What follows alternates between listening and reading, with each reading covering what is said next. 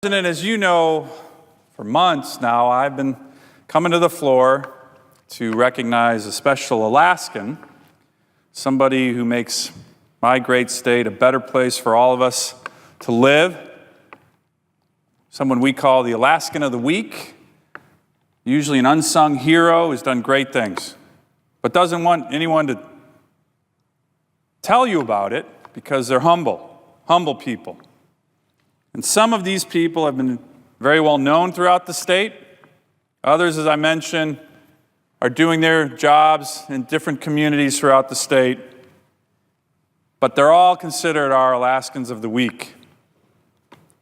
Unsung, well-known, they all share love for Alaska for good reason. There is so much to love about our great state. Now, I know most of the people in this room and watching on TV and in the gallery think of Alaska as a majestic place, majestic landscape. It's true. It is majestic, but it's truly the people of Alaska that make it such a special place. Kind, generous people, patriots, pioneers who have paved the way for the rest of us and left a very indelible, important mark on my state and in many cases, our country. Mr. President, today I would like to recognize one of these very special Alaskans, a trailblazer, someone whose work has touched nearly every corner of the state, someone who recently we lost.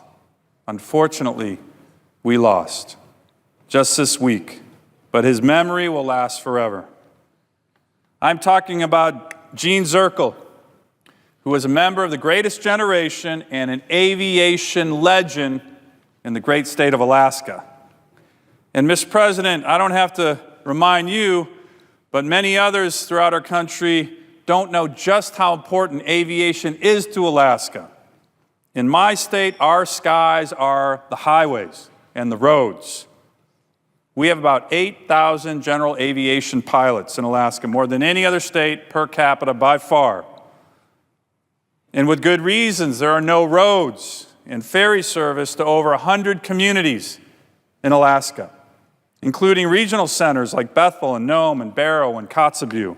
That means everything from mail services to baby diapers have to be flown in by plane. And if someone gets sick and needs to go to a hospital, the only way they get to see a doctor is by airplane.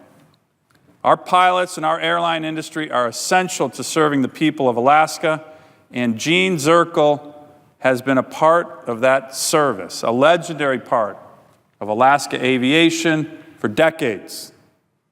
So let me tell you a little bit about Gene. He lived a life on his own terms and defined it through love of God, family, country, and aviation. The latter, his passion for aviation, took hold when he was just 3 years old, then living in Indiana when he took his first airplane ride with a barnstormer. He was so taken with that when he grew up, he continued to do some of those kind of flights, traveling in air shows.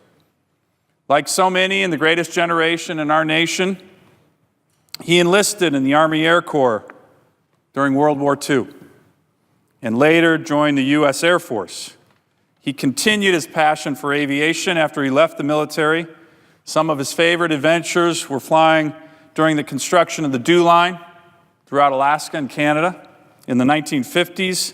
And in 1973, he fulfilled a lifelong dream that so many people in America have, which was to come to Alaska and start a family and started to fly in the great skies above Alaska.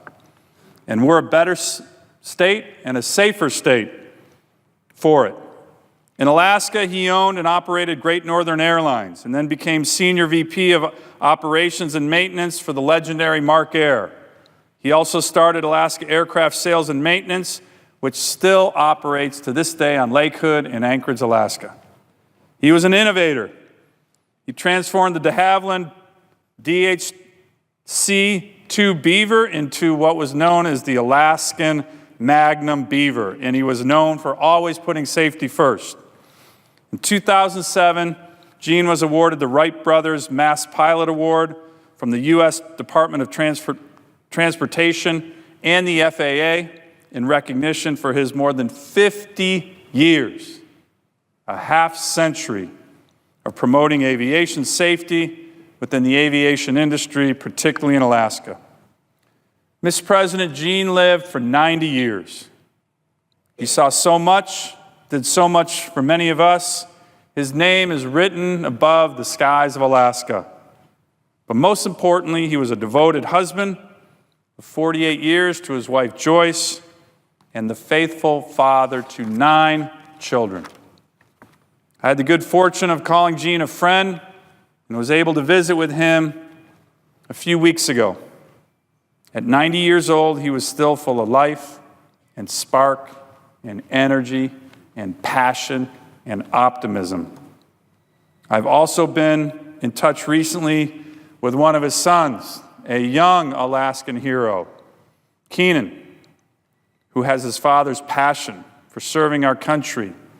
Many deployments to Afghanistan as part of the 210th Rescue Squadron of the Alaska Air National Guard.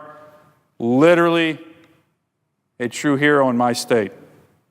Keenan carries on his father's passion for aviation and Alaska and serving in the military. Gene's love of country, family, and aviation will always be with us. My wife Julie and I pray for his family and his friends during this time. Mr. President, I yield the floor.